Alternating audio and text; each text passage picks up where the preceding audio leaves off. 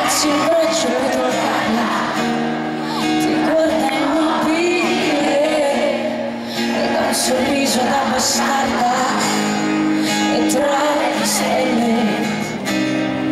i desideri della gente che cerca un po' di sé mentre io cerco te e mi ero affezionata,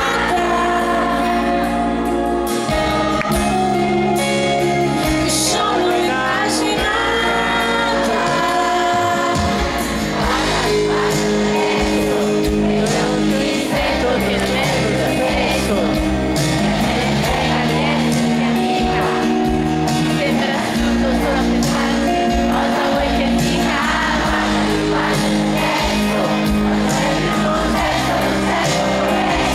e lo capisco.